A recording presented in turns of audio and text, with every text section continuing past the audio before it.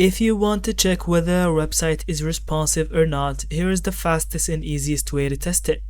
Start by opening the website on your computer. Now, simply grab the edges of your browser and drag it left and right. If the layout automatically adjusts, text reflows, images resize, menus turn into a hamburger icon, then the site is responsive. Next, test it using built-in browser tools.